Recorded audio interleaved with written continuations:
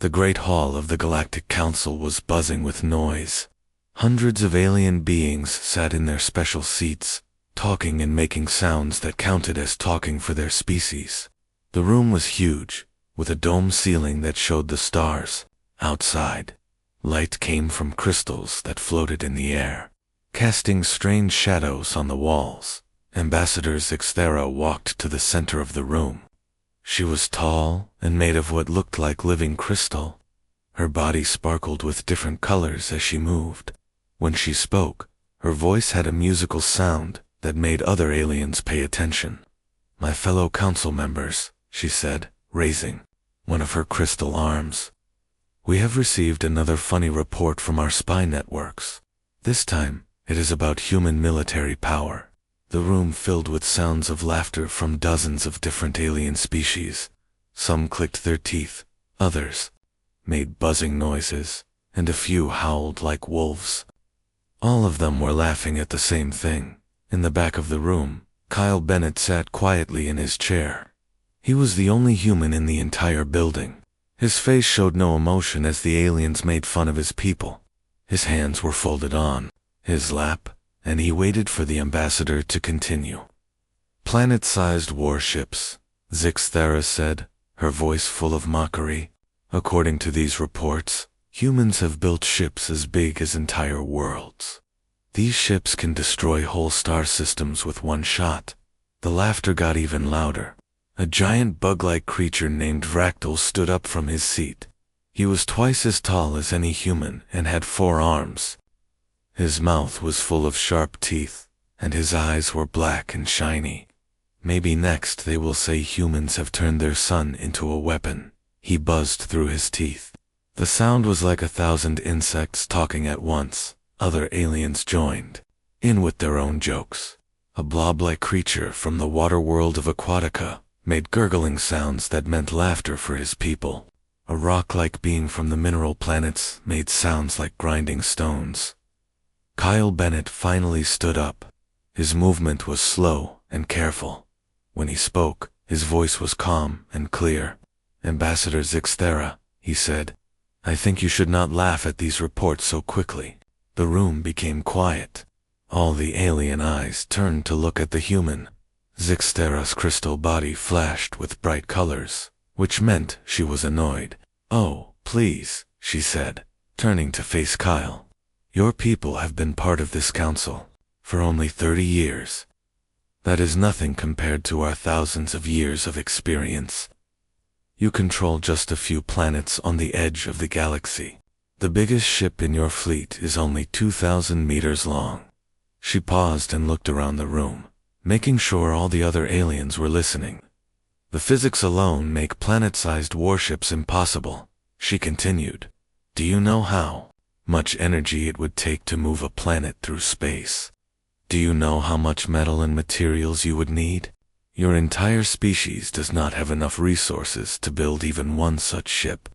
The other aliens nodded their heads or made sounds of agreement.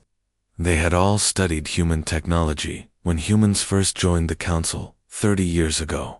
Human ships were small and simple compared to their own. Human weapons were basic. Human shields were weak. Commander Vractal clicked his teeth again. "The humans show us their biggest ships, and they are tiny, like toys compared to our battle cruisers. How could they hide something as big as a planet?" "Exactly," said another alien from across the room. This one looked like a giant snake with arms. "We have sensors watching every corner of the galaxy. We would see ships that big moving around." Kyle Bennett listened to all of this without changing his expression. He knew something that none of the other aliens knew. The ships that humans had shown the council were not their biggest ships. They were not even close. The ships that visited council space were small diplomatic vessels and escort ships. They were like the cars that humans used to drive around cities, not the massive trucks they used to carry heavy loads. The real human fleet was hidden in the dark spaces between star systems, where no alien sensors could find them. "You see," Zixthera said, pointing at Kyle with one of her crystal fingers, "the human cannot even defend his own claims. These reports are clearly false. Someone is playing a joke on our intelligence networks." The room filled with laughter again. Kyle sat back down in his chair and folded his hands. He looked calm, but inside he was thinking about something the aliens did not know. 300 years ago, humans had left Earth in small ships to explore the galaxy. They had found empty planets and built colonies. They had discovered new technologies and learned to use the resources of entire solar systems, while the aliens of the Council fought wars with each other. Humans had been building something incredible in secret. The Council, aliens, thought humans were weak because humans wanted them to think that.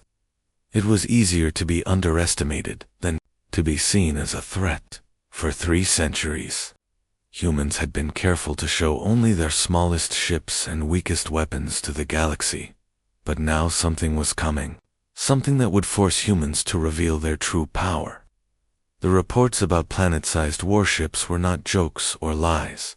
They were warnings.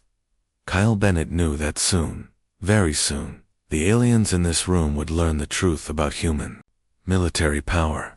When that day came, their laughter would turn to shock and fear.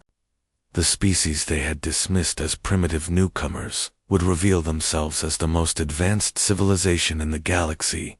But for now, Kyle sat quietly and let them laugh. There would be time for truth later. There would be time for the aliens to learn that some myths were real and some legends were based on fact. The meeting continued with more jokes and laughter. The aliens made fun of human technology and human claims. They felt safe and superior in their great hall, surrounded by their powerful fleets and ancient civilizations. None of them knew that in the darkness between the stars, 6 objects, the size of planets, were slowly moving toward Council space.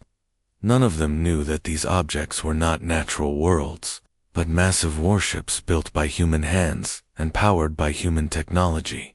The myth of humanity's planet-sized warships was about to become a terrifying reality. Dr. Lisa Martinez sat in her chair and looked at the big screen in front of her. The screen showed a map of the galaxy with thousands of tiny dots representing different star systems. She had been watching this screen for 5 years, studying how alien fleets moved through space. Her workplace was called Horizon's Edge, a space station that floated in the dark between star systems. The station was huge, with metal walls and bright lights everywhere. Hundreds of people worked there, watching the galaxy and reporting what they saw to the Galactic Council. "Dr. Martinez," a voice called out from across the room. She turned to see Ryan Cooper, a young man who operated one of the sensor stations.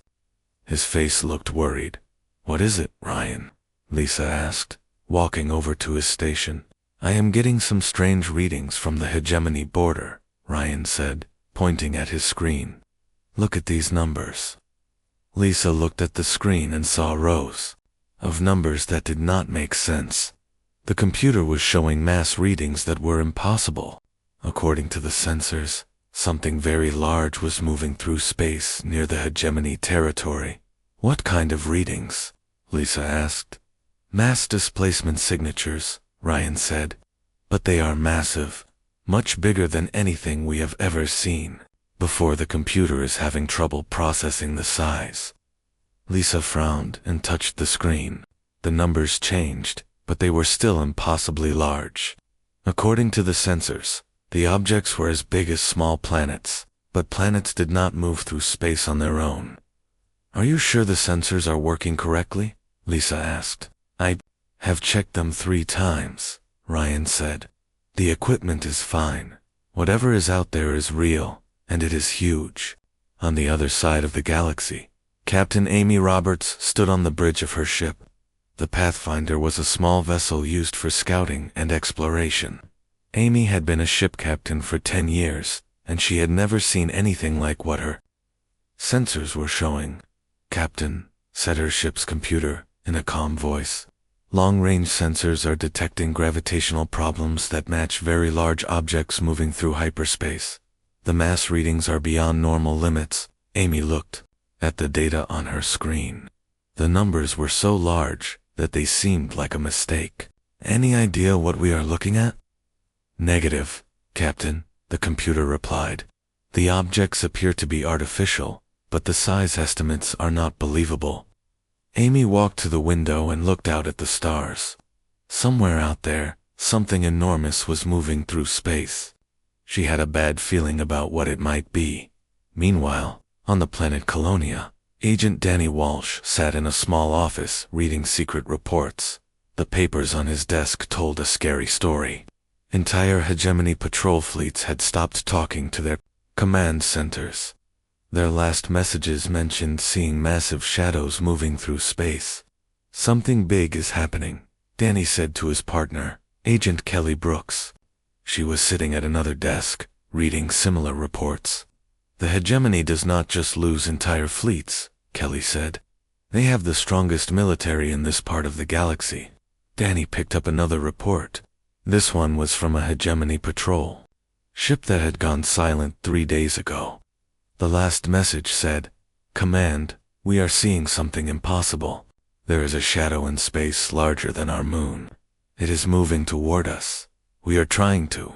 Then the message ended. These reports about shadows larger than moons, Danny said. What could cause that? Kelly shook her head. I do not know. But, whatever it is making the hegemony very nervous.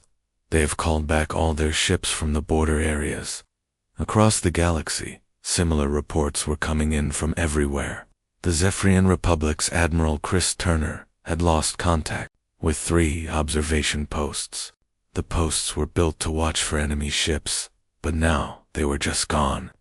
Sir, said his aide, Lieutenant Joe Parker, the last transmission from Outpost Alphanine was very strange. They said they saw something that blocked out the stars. Chris. Turner looked at the report. Blocked out the stars. What does that mean? Unknown, sir. But all 3 posts reported the same thing before they went silent. The Crystalline Collective was having similar problems. Their deep space sensors were designed to detect any ship moving through their territory. But now the sensors were showing massive energy signatures that made no sense. Dr. Susan Clark, the chief scientist for the collective, stared at her computer screen. These readings are impossible, she said to her assistant. According to our sensors, there are objects out there that are generating more energy than entire star systems. Could it be a malfunction? Her assistant asked. I thought so at first, Susan said. But we have checked everything. The sensors are working fine. Whatever is out there is real. Perhaps the most frightening report came from the trade routes. Merchant ships traveled between star systems carrying goods and supplies. They usually flew the same routes for years, without seeing anything unusual. But Captain Tony Miller had seen something that changed everything. He was flying his cargo ship, the Morning Star, through a normal hyperspace route when it happened. Control. This is the Morning Star, he said into his radio, his voice shaking with fear. We just saw something impossible.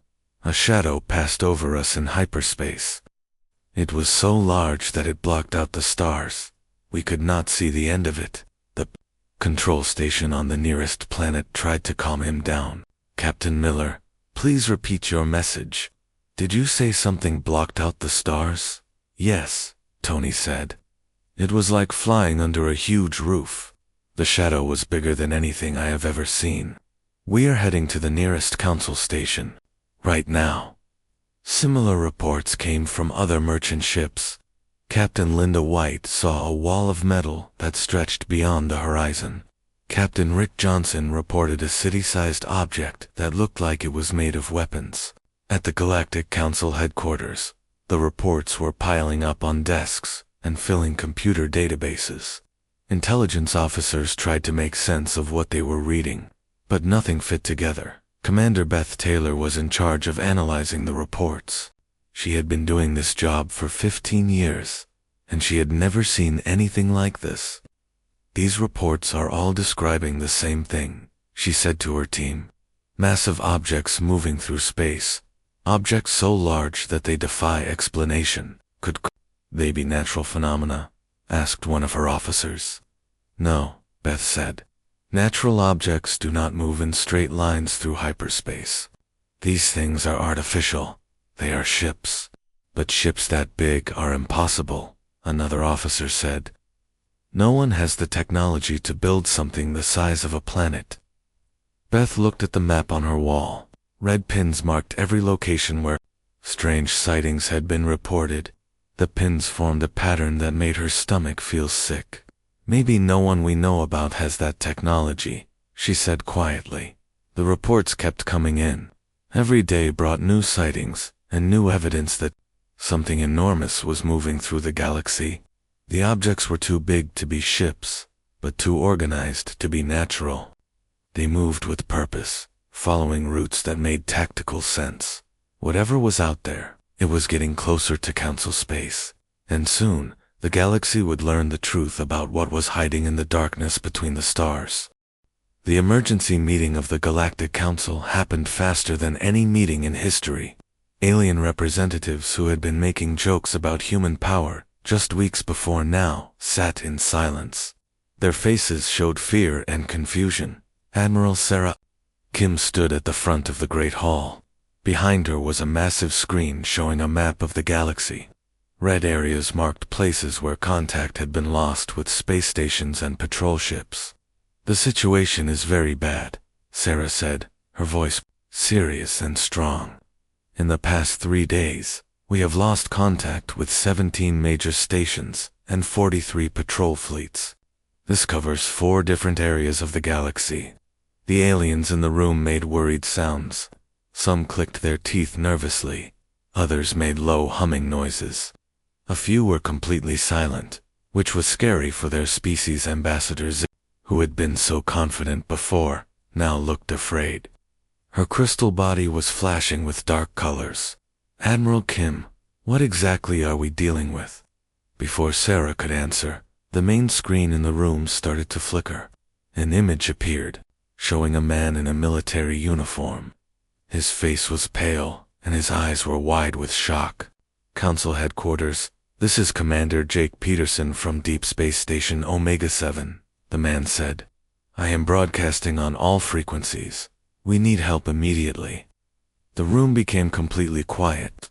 Everyone stared at the screen, waiting to hear what Jake would say next. "The attacking force," Jake continued, then stopped. He seemed to be having trouble finding the right words. "They are not ships. They are worlds. Actual planets that have been turned into weapons and are moving through space." The room exploded with noise. Aliens started shouting questions and making panic sounds. Some stood up from their seats. Others pointed at the screen and made angry gestures. But Jake kept talking. "The lead vessel is about 12,000 kilometers wide. That is almost as big as Earth. It is surrounded by smaller ships, but even the small ones are the size of large asteroids." The transmission switched to show pictures from external cameras. What the aliens saw made them stop shouting and stare in shock. There, on the screen, was something that should not have been possible. A planet was moving through space. Its surface was covered with cities, weapons, and lights. Smaller objects flew around it like insects around a hive, but these smaller objects were actually the size of major cities. "The planet itself is covered with weapon systems," Jake continued. "They can destroy entire fleets with one shot. We watched them vaporize a hegemony battle group in seconds." Dr. Rachel Turner, the Council's chief scientist, stood up slowly. She was shaking as she spoke. "This is impossible. The energy needed to move a planet through space. No civilization we know has that kind of technology." The aliens in the room started talking among themselves. Fear was spreading through the crowd like a disease. If someone could turn planets into weapons, what hope did the rest of the galaxy have? That was when Kyle Bennett stood up. All eyes turned to the human representative. His face was calm, but his voice carried a weight that made everyone listen. "Actually, Dr. Turner," he said, "one civilization does have that technology." The room became dead silent. Even the aliens who had been making panic sounds stopped to listen. Kyle reached into his pocket and pulled out a small communication device. He pressed a button and spoke one word, Prometheus. The response came immediately. It was broadcast directly into the council chamber through their own communication systems. This should have been impossible without special access codes. This is Admiral Steve Murphy, commanding the UES Prometheus, a strong voice said. Council representatives, humanity formally requests permission to engage hostile forces threatening council space. The words hit the room like a physical blow. The aliens finally understood what was happening. The humans, the species they had, dismissed as weak and primitive, had the most advanced military technology in the galaxy. Impossible, whispered Ambassador Zixtera. You are just a young species. Your ships are small and simple. Kyle Bennett's expression did not change. The ships we showed you were diplomatic vessels and escort craft. They represent less than 1% of our actual fleet.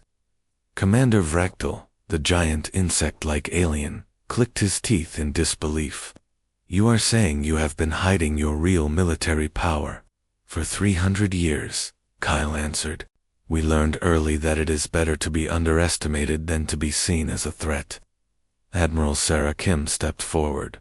Are you telling us that the reports about planet-sized warships were true? Every word, Kyle said. What you are seeing attack the hegemony is just the beginning. The enemy has 12 planet-class vessels. We have 42, the number made. Several aliens fall back into their seats. 42 planet-sized warships. It was beyond anything they had imagined. But how? Asked Dr. Rachel Turner. How did you build such things without us knowing? Kyle looked at her with something that might have been pity. Doctor, your species have been fighting wars with each other for thousands of years.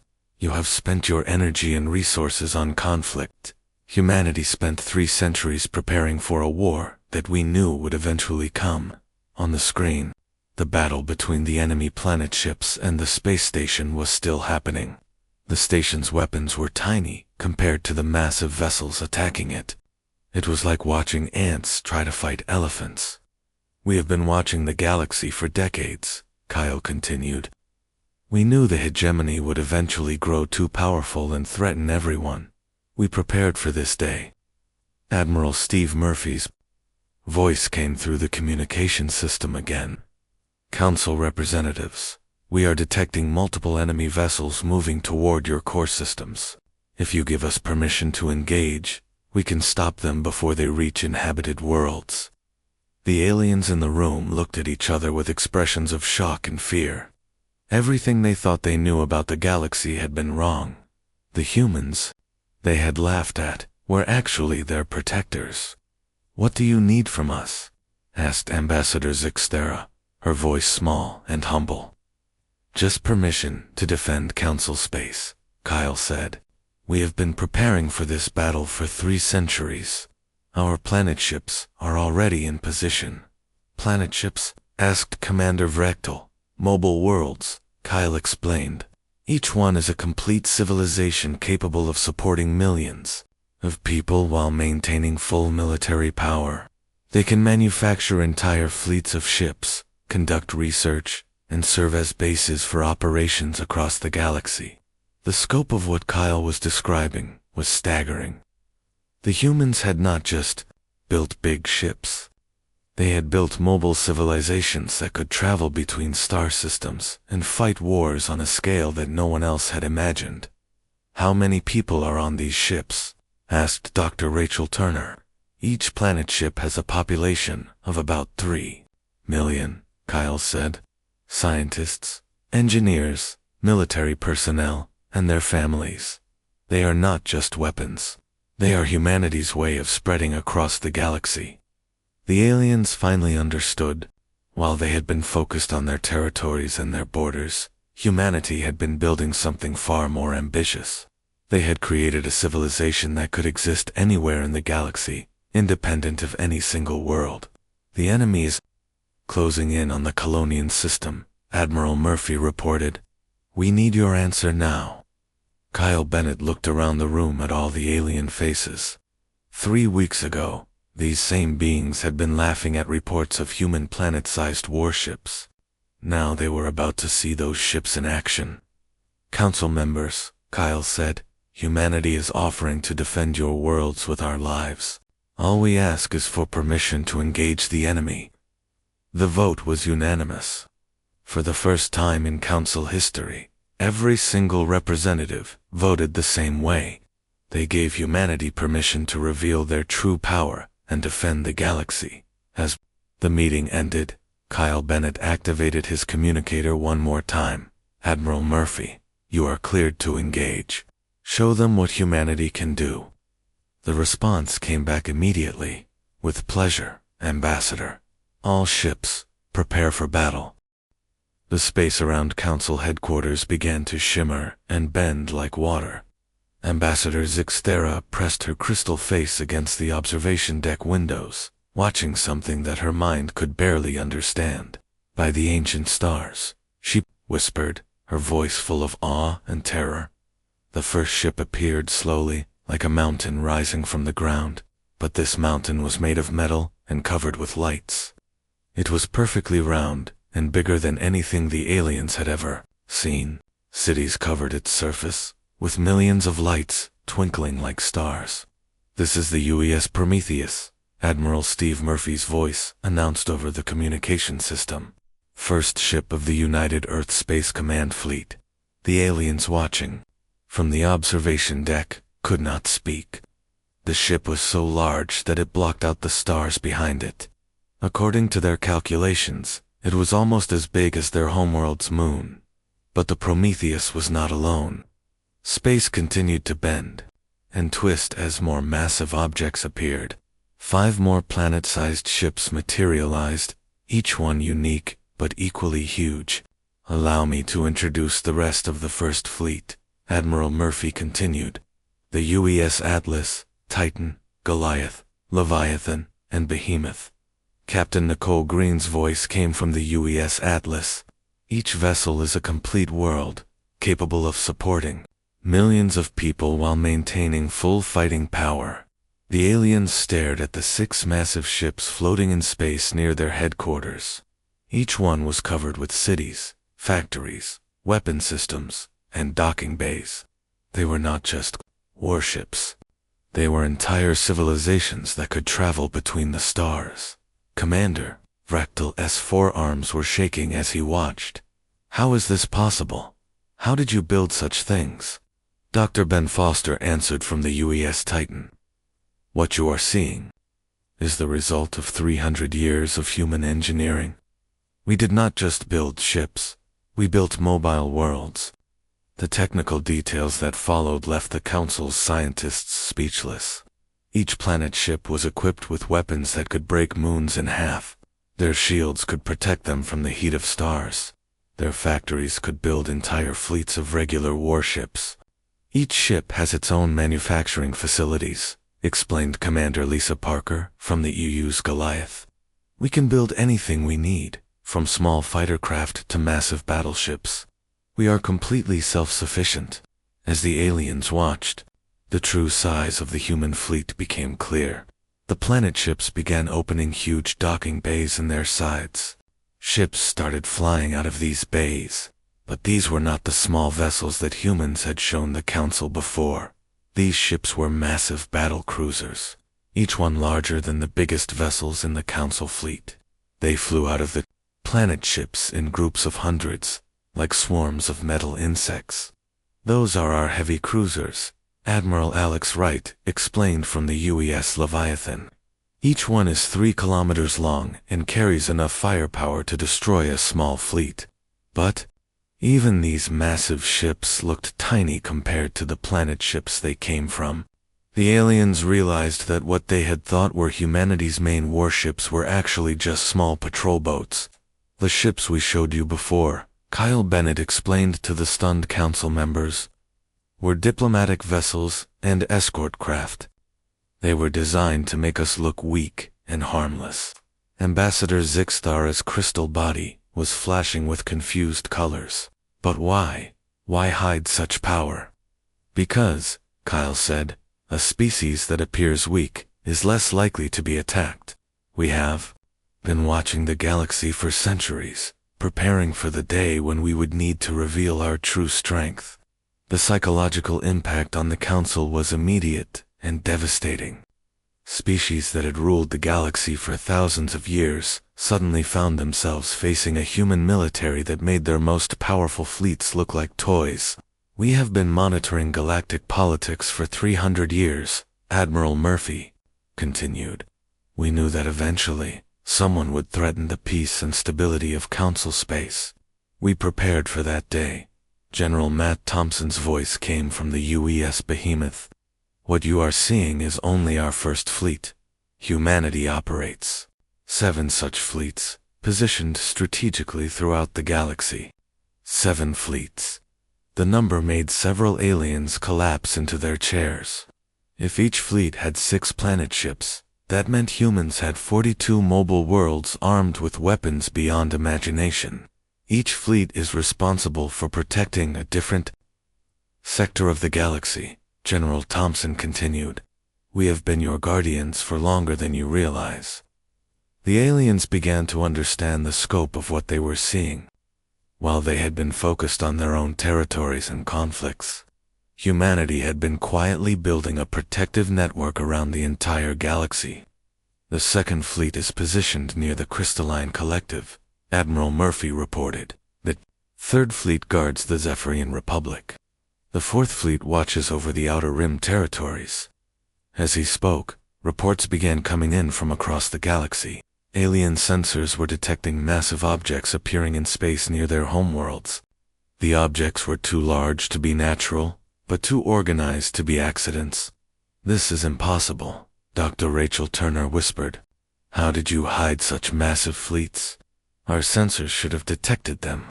Captain Tom Davis from the UES Prometheus answered her question. Our ships are equipped with advanced stealth technology. We can make objects the size of planets invisible to your sensors. The demonstration that followed was both amazing and terrifying. The 6 planet ships began to fade from view, becoming transparent like ghosts. Within seconds, they had completely disappeared from both visual and sensor detection. We are still here, Admiral Murphy's voice said from empty space. But your instruments cannot detect us. The ships reappeared just as quickly as they had vanished. The aliens realized that humanity could have entire fleets hiding anywhere in the galaxy, and no one would know. But the energy requirements, Dr. Turner protested, moving objects that large through space, powering weapon systems, maintaining entire populations. Where do you get the energy? Each ship has its own power source, explained Dr. Ben Foster. We have learned to harness the energy of stars themselves. Each planet ship carries a contained stellar core that provides unlimited power. The revelation that humans had mastered stellar engineering was the final shock. They had not just built big ships. They had learned to control the fundamental forces of the universe. Our cities, our factories, our weapons, our life support systems, Dr. Foster continued. Everything is powered by our stellar cores. We can operate independently for thousands of years without needing to refuel. Commander Lisa Parker added more details. Each ship supports a population of 3 million people. We have scientists, engineers, military personnel, farmers, teachers, and families. We are not just a military force. We are a civilization. The aliens finally understood what they were looking at. Humanity had not just built warships. They had built a new way of living that allowed them to exist anywhere in the galaxy. They were not tied to any single world or star system. When Earth's population began to grow too large, Kyle Bennett explained, we did not just colonize other planets. We built worlds that could travel between the stars. We became a truly galactic civilization. The implications were staggering. While other species fought over territory and resources, humanity had become truly free. They could go anywhere, live anywhere, and defend anywhere. The enemy fleet is approaching the Colonian system, Admiral Murphy reported. 12 planet-class vessels with escort fleets. They will arrive in 6 hours. The aliens looked at each other with expressions of fear and hope. The enemy that had been destroying their fleets was about to meet humanity's hidden power. All ships, prepare for battle, Admiral Murphy commanded. It is time to show the galaxy what human engineering can accomplish. As the 6 planet ships began to move toward the battle zone, the aliens watched in amazement. The vessels accelerated smoothly, their massive bulk moving through space with impossible grace. The age of human secrecy was over. The galaxy was about to witness the true power of humanity's planet-sized warships. The final battle began at the edge of the Colonian star system. The enemy fleet had gathered there, preparing for what they thought would be an easy victory. 12 planet-sized ships hung in space like dark moons, their surfaces covered with weapons that glowed with deadly energy. The enemy commanders were confident. They had destroyed every fleet that had tried to stop them. Their planet ships were the largest and most powerful weapons anyone had ever built, or so they thought.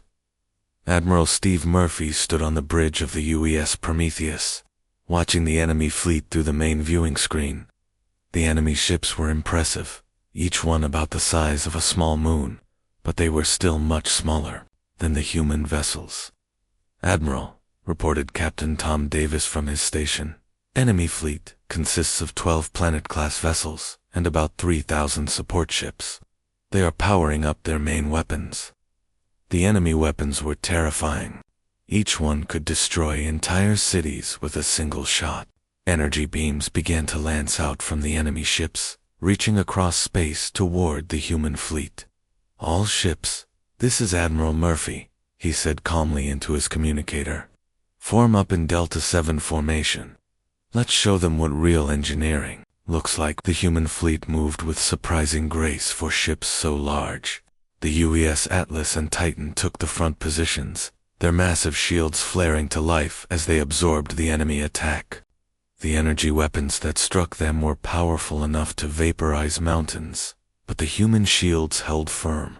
Captain Jennifer Roberts, commanding the EU's Atlas, reported from her bridge. "Shield strength at 92%. Their weapons are strong, but our defenses are holding." The aliens watching from Council headquarters could see the battle on their screens.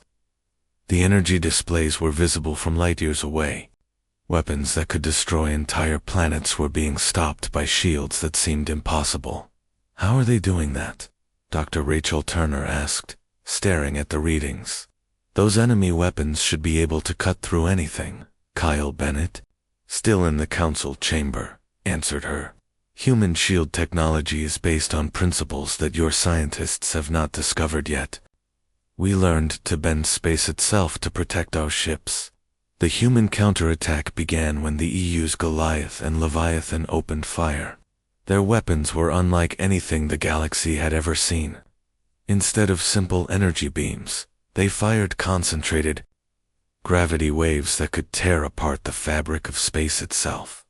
The results were devastating. The enemy ships that had seemed invincible began to break apart under the assault. Their thick armor, designed to withstand the weapons of conventional fleets, was useless against human technology. Commander Mike Taylor, coordinating the attack from the UES Behemoth, reported the battle's progress.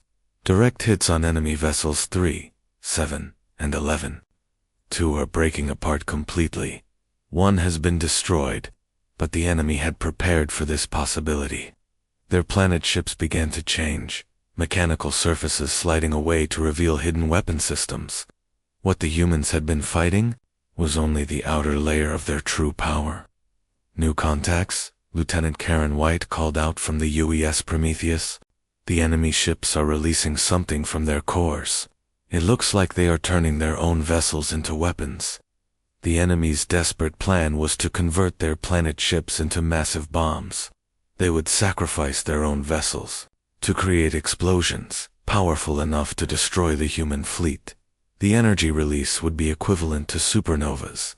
"All vessels, maximum power to shields," Admiral Murphy ordered, his voice still calm despite the approaching disaster.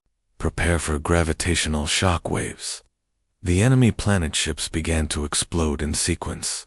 The first explosion was bright enough to be seen from neighboring star systems.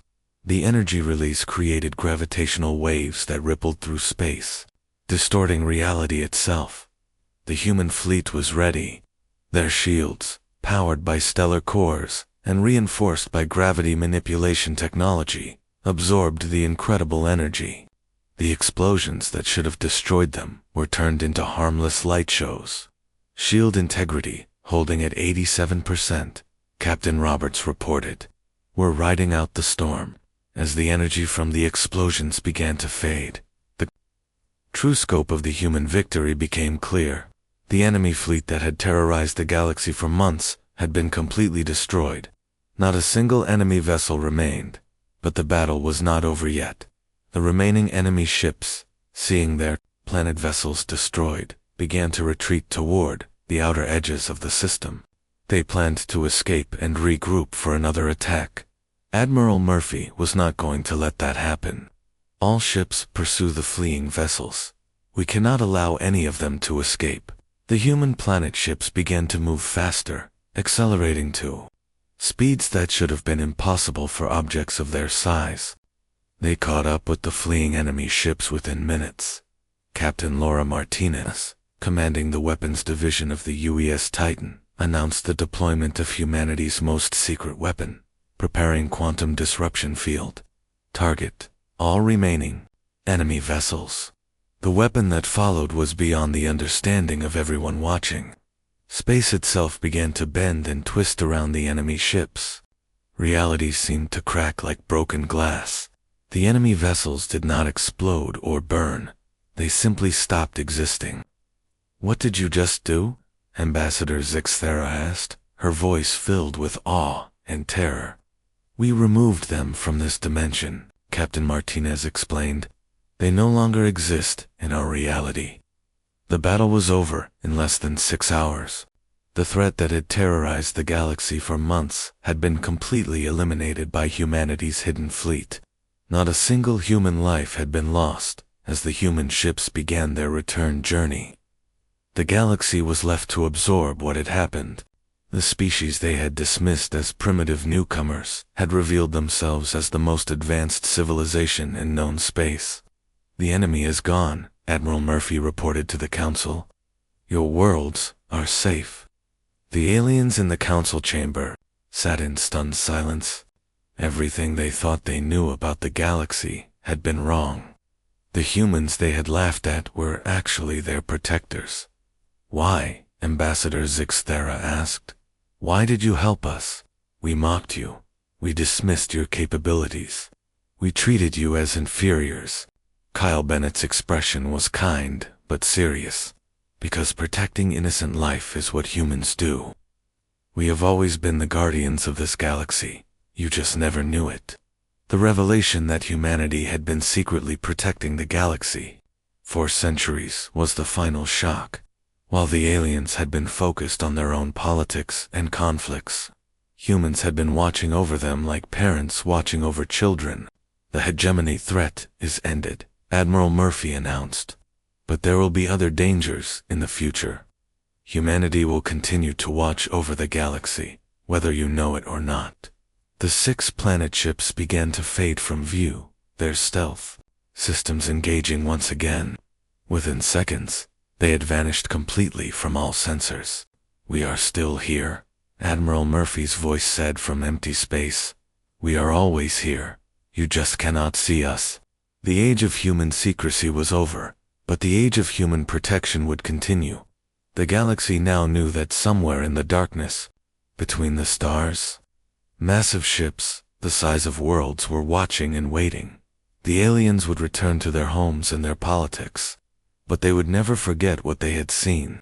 The myths about humanity's planet-sized warships had been true all along, and somewhere in the vast emptiness of space, those ships continued their eternal vigil, protecting a galaxy that was finally safe. The council meeting ended with a new understanding. Humanity was not just another species trying to find its place in the galaxy. They were the guardians of all life, the protectors of peace, and the owners of the most powerful military force in existence. The galaxy was in good hands, even if those hands remained hidden in the shadows.